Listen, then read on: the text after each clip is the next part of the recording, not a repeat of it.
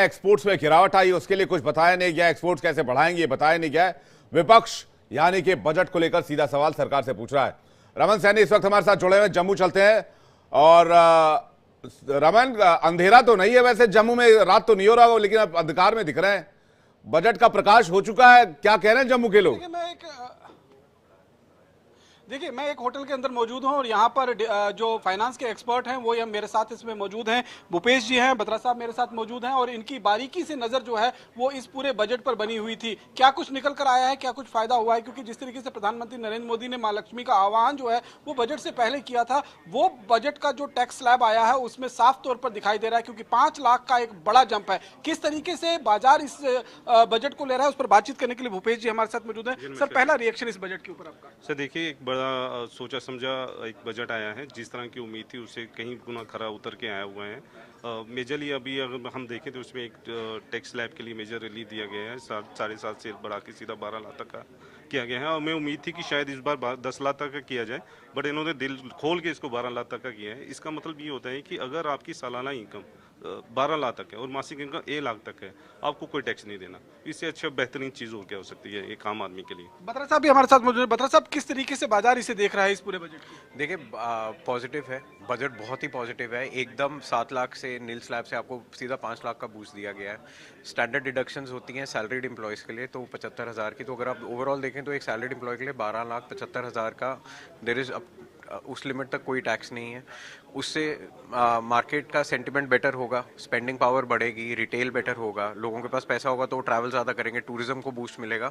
सो एक overall boost मिलेगा economy को इससे। इंश्योरेंस में एफडीआई का 100% जो है वो इंट्रोड्यूस किया गया है, ये किस तरीके से देखते हो? और एमएसएमई को लेकर जो ऐलान किया गया है? देखें, अगर इंश्योरेंस एफडीआई की बात करें जो अप टू 100% का लिमिट दी गई है, बट उसमें ये भी एक अच्छा प्रावधान रखा गया है कि जो भी प्रीमियम इकट्ठा होगा उस कंपनी के लिए वो पूरा का पूरा इन्वेस्टमेंट विद इन इंडिया होनी चाहिए।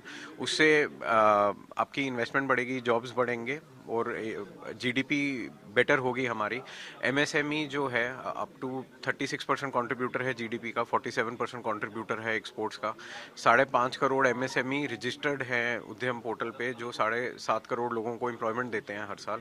एमएसएमई के लिए बहुत बढ़िया प्रावधान रखा गया है। 1.5 लाख करोड़ का एक फंड रखा गया है फॉर द नेक्स्ट 5 ईयर्स, जिससे जो क्रेडिट गारंटी स्कीम भारत सरकार देती थी उनको एनहांस किया जाएगा, ऑलमोस्ट डबल किया जाएगा।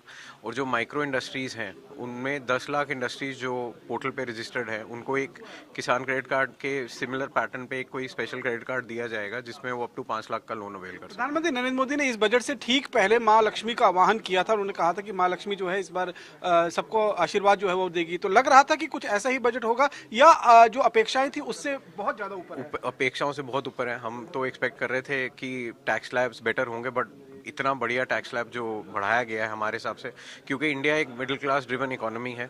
जो इंडियन सारी इकोनॉमी चलती है मिडिल क्लास सेंटिमेंट पे चलती है, और ये बहुत बढ़िया बूस्ट दिया गया है। तो हम धन्यवाद करते हैं माननीय प्रधानमंत्री और वित्त मंत्री सीतारमन जी का, जो इतना बढ़िया बजट दिया गया। सभी लोग जो है विवेक ये बिल्कुल अप्रिशिएट कर रहे हैं इस बजट का। रमन, मेरा भी एक सवाल है, इनको उम्मीद थी कि मेरा भी एक सवाल है एक्सपर्ट जो आपके साथ मौजूद हैं, जी वो जरा टैक्स स्लैब को समझा दें, क्योंकि टैक्स स्लैब में बहुत कंफ्यूजन अभी भी पड़ा हुआ है। कुछ वेबसाइट लिख रहे हैं 4 से 8 लाख तक 5%, 8 से 12 लाख तक 10%, 12 से 16 लाख तक 15%।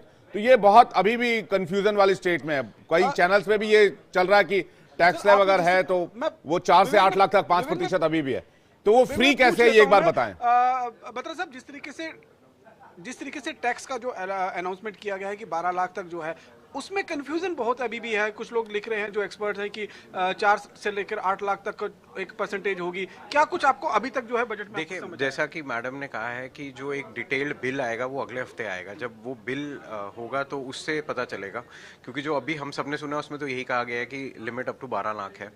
उसका इंटीग्रेसीज क्या है, आई थिंक जब वो बिल आएगा अगले हफ्ते तो उसकी डिटेल्स पता चलेंगी। उसमें कंफ्यूजन है अभी आपको लग रहा है? तो अब भी एज सच हमें तो नहीं है, क्योंकि जो हमने भी सुना है उसमें तो यही कहा गया है कि जो नील टैक्स स्लैब है अब तो 12 लाख कर दिया गया है। किसी तरह की कोई कंफ्यूजन नहीं है। 12 लाख की आमदन तक जिसकी 12 लाख तक की आमदन है सालाना, उसके लिए कोई टैक्स नहीं है। जिसकी 12 लाख के ऊपर की आमदन है, ये टैक्स स्लैब्स उनके लिए इम्प्लीमेंट 1 लाख रुपए तक जिसकी मासिक आमदनी है उसको कोई टैक्स नहीं है। 12 लाख 75,000 सालाना जिसकी आमदन है उसको कोई टैक्स नहीं है, जिसमें 75,000 का स्टैंडर्ड डिडक्शन का प्रावधान है।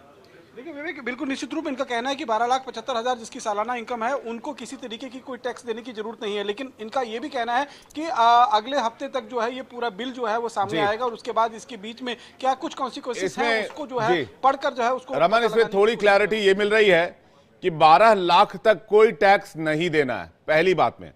दूसरी बात में जो टैक्स स्लैब हैं वो 12,75,000 से, क्योंकि 75,000 का स्टैंडर्ड डिडक्शन बता रहे हैं, तो 12,75,000 से ऊपर अगर आप कमाते हैं तो फिर ये जो 4 से 8 लाख वाला टैक्स स्लैब है, 8 से 12 लाख तक वाला टैक्स स्लैब है, 12 से 16 लाख तक वाला टैक्स स्लैब है और 16 से 20 लाख तक का टैक्स स्लैब है और 20 से 24 लाख तक का, ये 7 स्लैब हैं, तो ये उस पर अप्लाई हो जाएंगे। ये कहने का मतलब अभी तक सामने आ रहा है।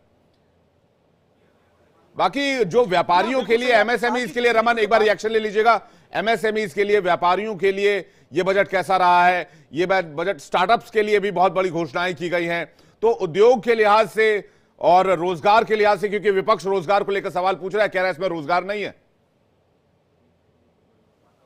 देखिए